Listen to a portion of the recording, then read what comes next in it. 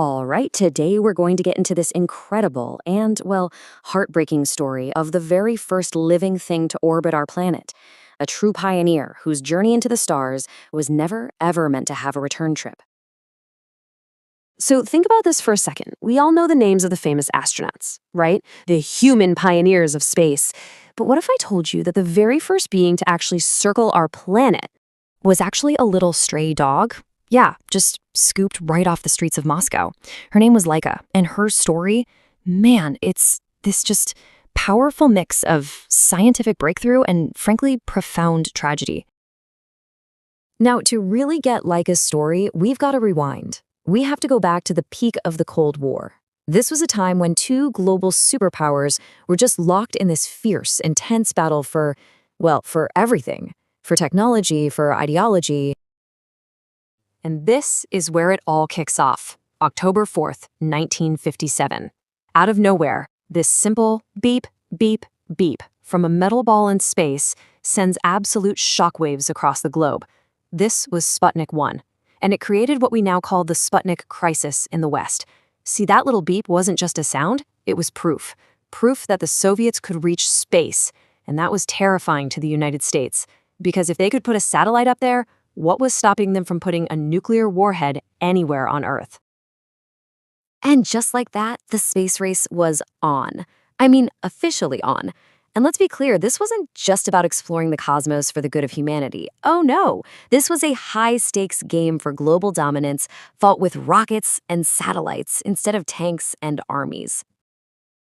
So, riding high on the success of Sputnik 1, the Soviet premier Nikita Khrushchev, he wanted another win, another huge, spectacular victory to rub in America's face. And he wanted it fast. This put an insane amount of pressure on his top engineers.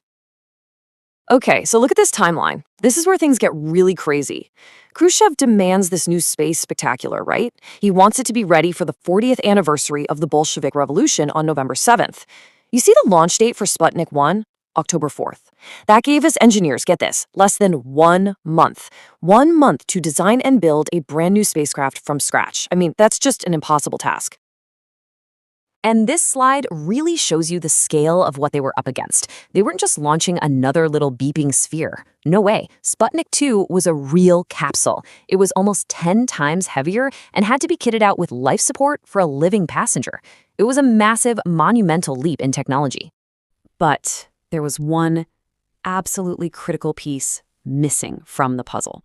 The engineers, working under that crushing deadline, they just had no time to figure out a re-entry system. You know, no heat shield, no parachutes. There was simply no plan for a safe return. So, okay, the mission is set. It's a one-way trip. Now, the scientists had to find their passenger, and their search didn't take them to some sterile lab or a fancy breeding program.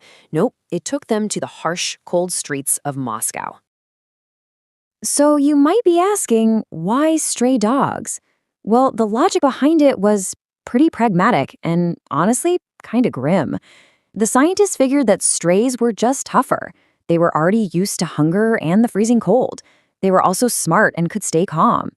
And they chose females mostly because, well, they were smaller and it was just easier to fit them into the tiny little capsule.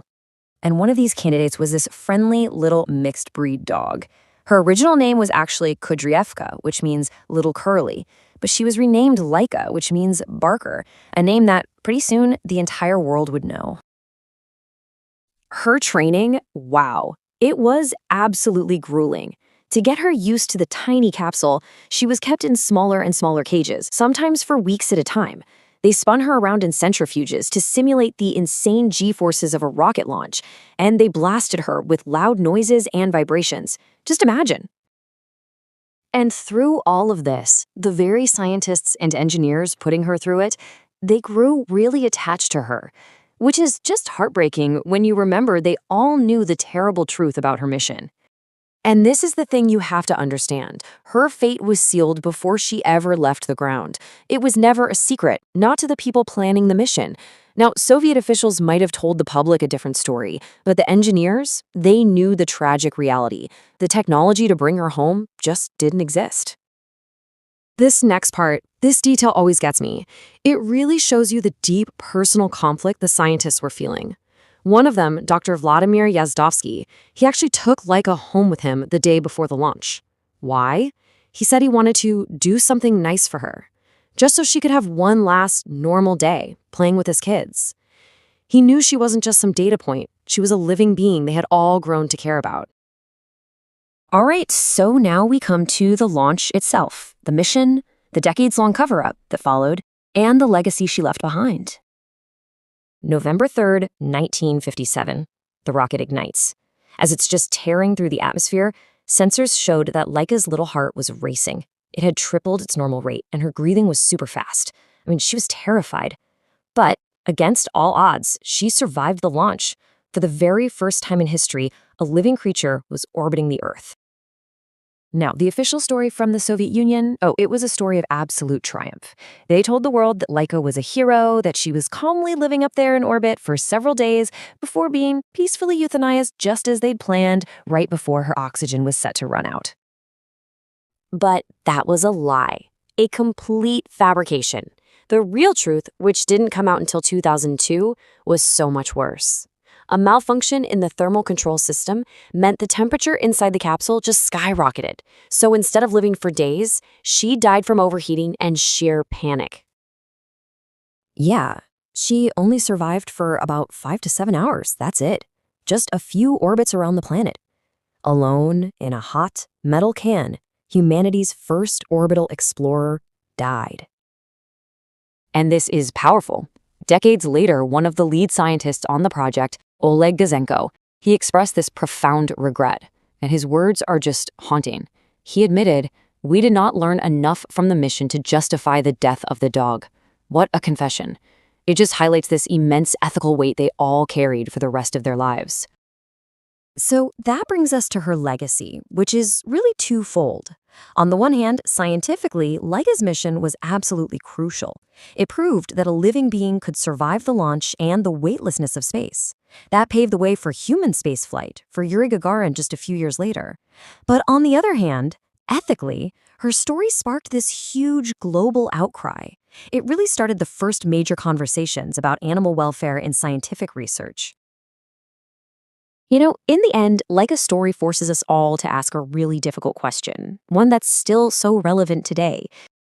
Not just in space exploration, but in all kinds of science and tech.